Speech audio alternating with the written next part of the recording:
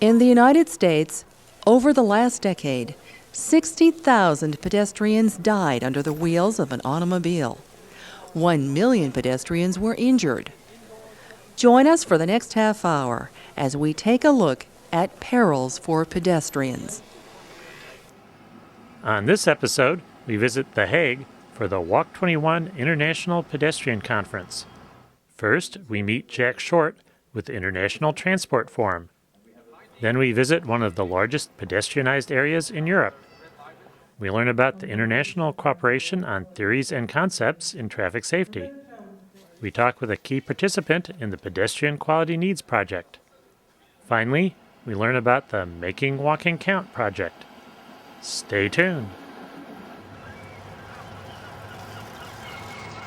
We're in The Hague talking with Jack Short with the International Transport Forum. What is the ITF?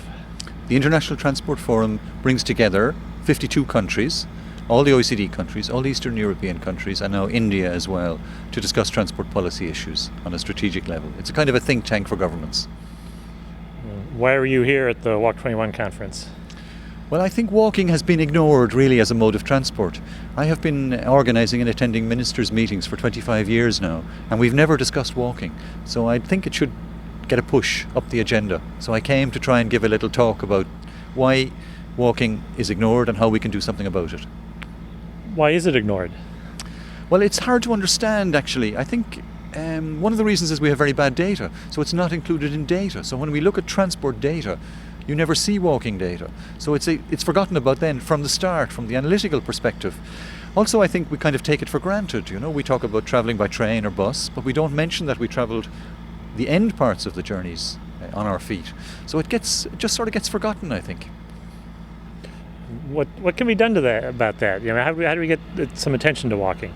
Well, one of the things I notice at this conference is the energy there is around people who are involved in walking and supporting walking. We should capture that energy, and we should try and feed it into the policy process at a higher level, involving ministers, involving governments, so that we get this integrated view of transport. So that's, I think, one way, capture the energy here. The other is to try and understand transport a bit better as an integrated activity involving lots of modes, and not just talk about railways or buses, but the whole experience from door to door. So if we talk about transport more from door to door, we can't ignore walking then. So I think those two sides of it, I think, will strengthen the involvement of walking in our discourse.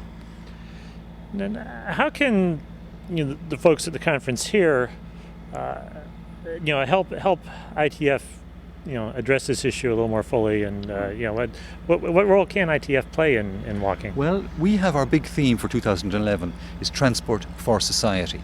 So it's very much a bottom-up approach. The person at the centre of transport policy, and I think when you look at it from that perspective, walking really comes into it, and people come into it more, and it's less about the supply side, it's less about the equipment. So I think there's a great opportunity in this year now, and we will have a lot of ministers present, a lot of senior policymakers from transport present, and it's a chance to bring it on the agenda.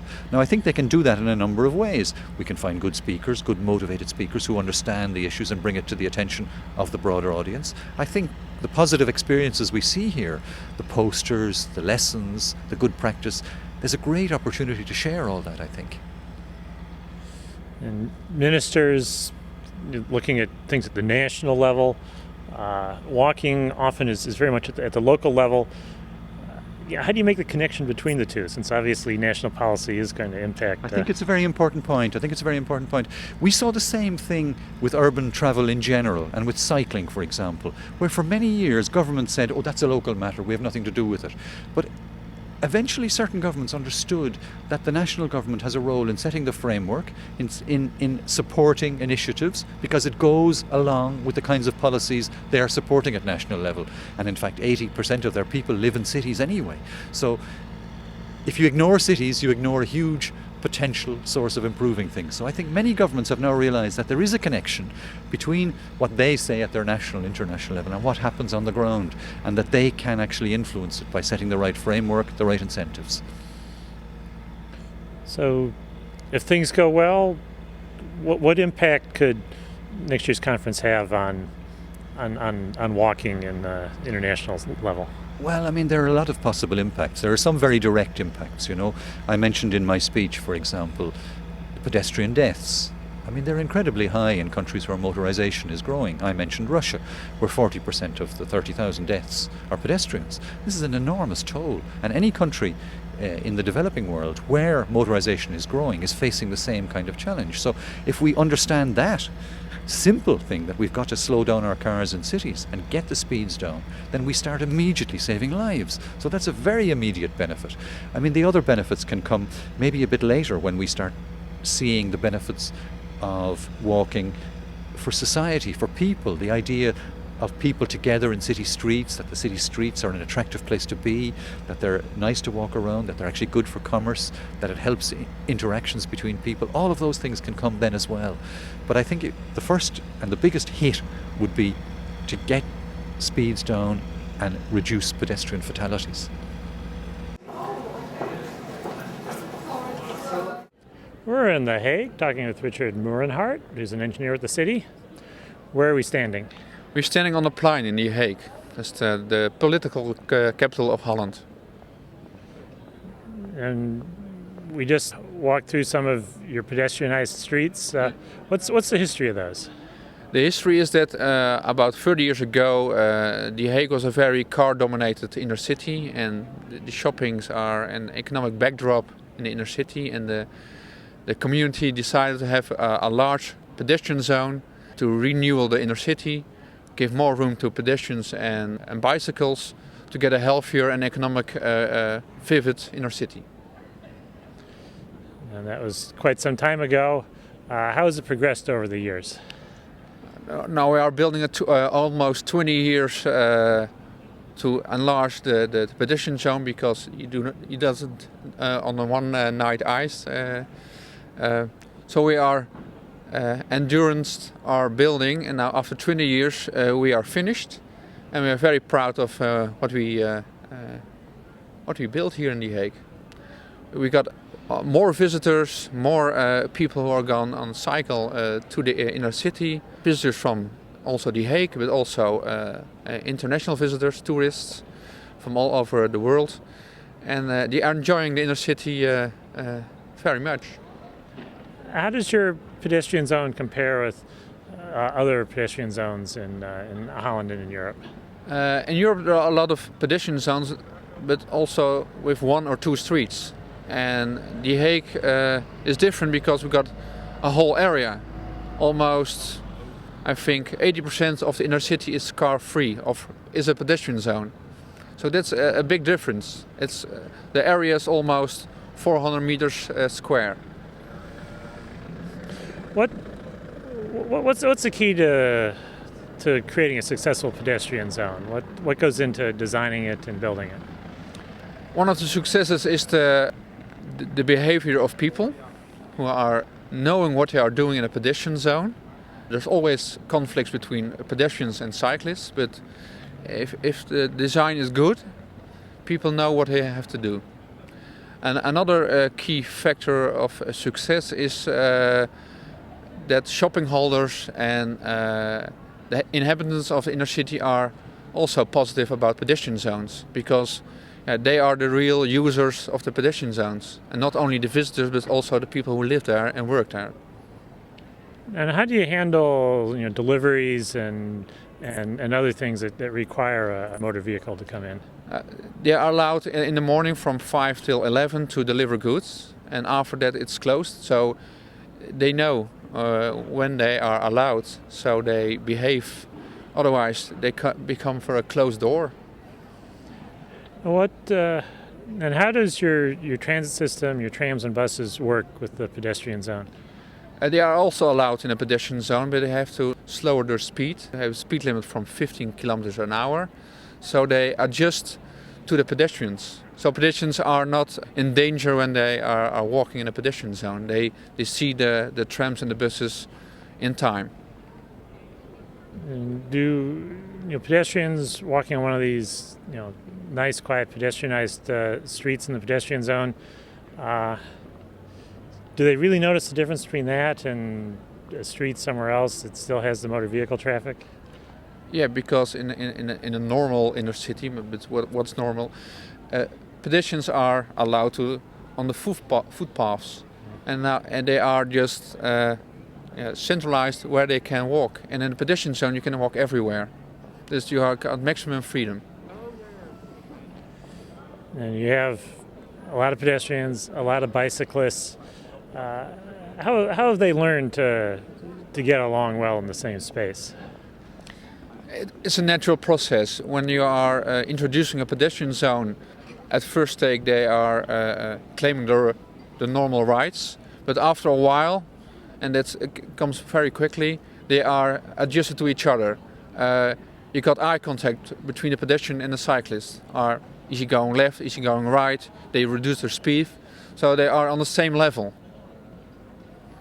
And you talked about reducing speed of the trams, reducing speed of the cyclists. How important is slow speeds for a space with pedestrians? It's very important because in a pedestrian zone, the pedestrians are the primary user. You do it for the pedestrians. So the other traffic members, like cyclists and cars, they had to adjust to the speed from the pedestrians and not otherwise. You can pedestrians walk faster. It's the other way around. They are the primary user, what I said, but also the weak user, because they have no impact when there's a collision. So when you reduce speed, when there is an accident, and we're not hoping, it's a small collision and not a collision with 50 kilometers an hour. So when there's a collision, it's small damage than the damage when you have in not pedestrian zones. We're talking with Christopher Hedian, who's chair of the ICTCT. What do all those initials stand for? Originally, they stood for International Committee on Traffic Conflicts Techniques. And the reason why it was started, this organization, was that there were a number of European countries and also North American working with what we call traffic conflicts. That is a tool to observe traffic and record near accidents. And that has been extremely helpful in order to predict accidents in traffic and also to understand much more about traffic safety. Because you have observers standing in the field and you observe behavior and you record when you are close to an accident. It's a very helpful tool. But then after only a few years we understood that we are dealing with much more. This tool of conflicts is just one of the elements, So therefore we broadened the scope. So ICTCT then became International Cooperation on Theories and Concepts in Traffic Safety. And so it has been since then. We have a very wide variety of interests in the area. How has our understanding of traffic safety changed over the decades?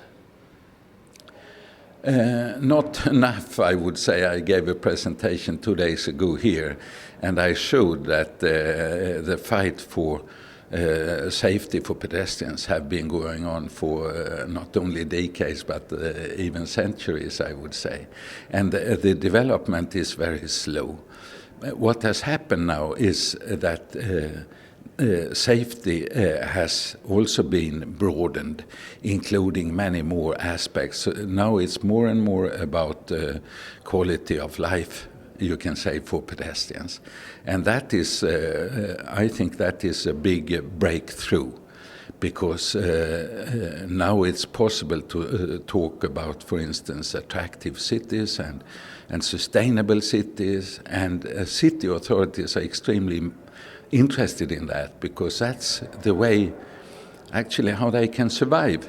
You know of many cities around the world, especially in the States, where urban sprawl had such a big impact on life in cities. People moved away and it became more and more boring to live in those parts of the city.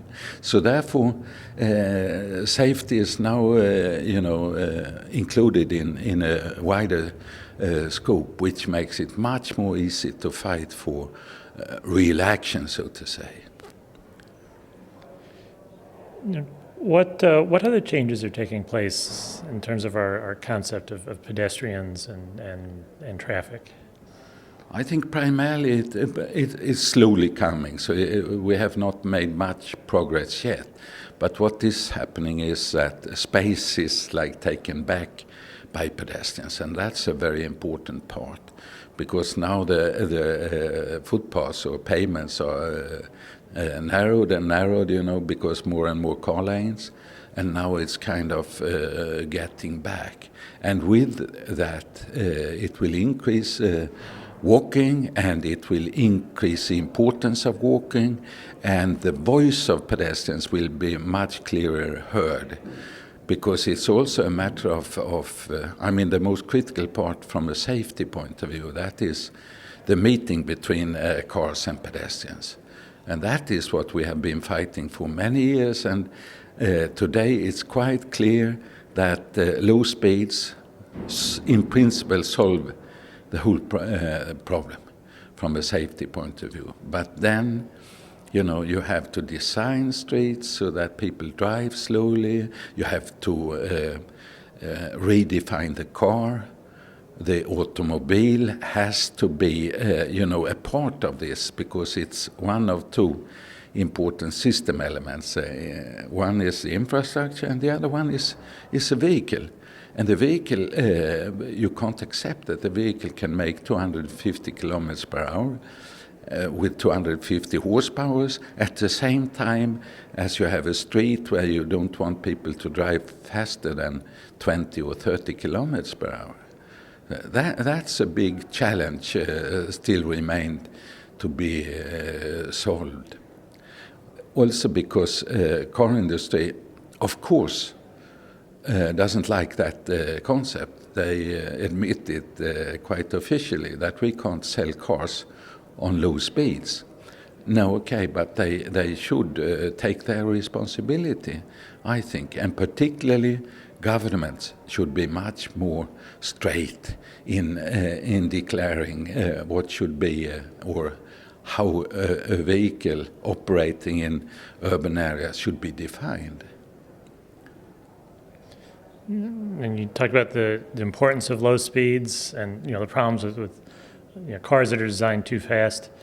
How about the designing slow streets, your 30-kilometer zones? How's that catching on across Europe and elsewhere in the world? Do the local governments understand that? Yes. Again, I think that's the way to progress, because they understand, and they can see many examples already today that it makes quite a change with regard to the balancing, so to say, between car movements and all the others. We have lots of bicyclists in Europe as well. Still, I don't think there are too many in the US. Hopefully it's coming, because it should be a nice concept and efficient concept also for the US. But yes, rearrangement of streets and put in, think of attractivity and aesthetics and fascination of different kinds. Yes, it is demonstrated already, and people appreciate it, I think. We're at the Walk 21 conference in Scheveningen near The Hague, talking with Rob Nethorst. What's your involvement with transportation? Well, I've been working in transportation or traffic and traffic safety for over 30 years now, almost 40 years. So this is my trade. So what is Walk 21? What's been going on here this week? Walk 21 is a conference on walking and everything that has to do with improving and promoting walking. This is an annual event which happened since 2000. So this is the 11th one. And what was your role in this year's conference? I chaired the organizing committee, and I chaired the PQN, Pedestrian Quality Needs project, which is one of the reasons for having the conference here in The Hague. So, Pedestrian Quality Needs, also known as Cost 358. Yes. What does all that mean? It means that well, the reason for the cost project was that up till now, or up till some years ago, measures on pedestrians were tiny. They were problem related. We have a problem and we answer that. And the nasty thing about small problems is that if you solve one, the next one pops up immediately elsewhere. And we thought, well, we should be able to do better, and we would introduce something of a systems approach, which has a more effect, a more lasting effect, and a more general effect than just solving some problems and doing good things, but in the end resulting in not so much. And that's exactly what happened in this project. We studied, analyzed the issue very comprehensively, and we tried to get policy process and policy content for getting things better. And that's, I think, well, we succeeded in writing a lot of pages, and I think it's a good advice, a good content as well. So, how many people worked on it for how long, and how many pages did you end up with? In total, we have approximately 70 researchers as participants over 4 years, and we had 1 year of preparations. And the real final report, so the official part of it, is 1,200 pages. The shorter summary is about 80 pages. I'm not exactly sure. We can look. And additionally, we have background research like literature research and availability of data and country reports, so what happens in countries to that, and that's about as much. So in total, it's about 3,000 pages of information made available in 4 years' time. And this is a lot of information which can be used anywhere in the world. It's public domain now. So how can it be put to use? A lot of effort went into this. To day-to-day people involved in the field. Yes. How's it going to get put to use? First of all, like any problem, any change starts with knowledge. So what you find in our books is a lot of knowledge about the issue and about how to tackle it. It's the what and the how that we deal with.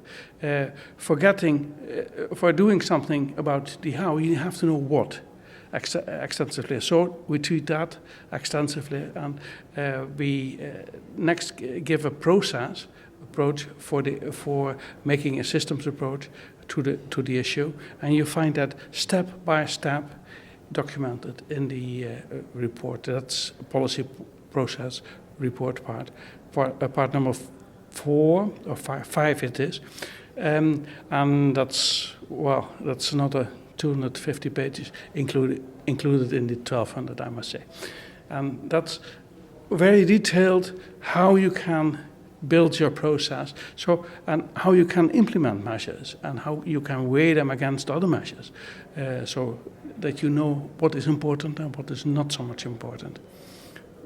So that's the practical side of it, but it still has to be implemented, and we haven't done that yet. Yeah. So in terms of implementation, who needs to be reading this? Who needs to be putting it into practice?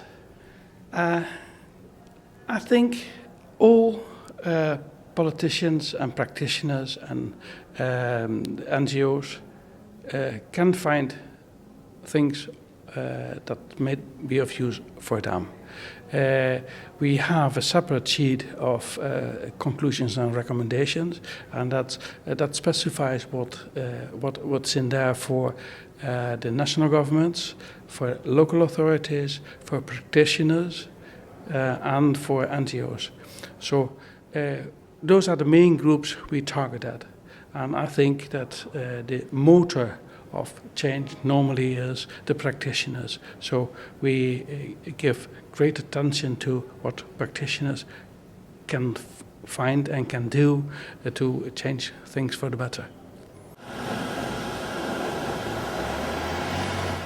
We're talking with Bronwyn Thornton with Walk 21. What is Walk 21? Walk 21 is an international collective network of professionals who are working to support and promote walking. And you've been involved with a project called Making Walking Count. What is that? The Making Walking Count project, it's come out of the conference series that Walk 21 does. In 2006 in Melbourne, we launched the International Charter for Walking, and the conference conclusions from that year identified the need to start developing up indicators and guidelines about how to measure walking. There was an international demand for information about how to measure walking.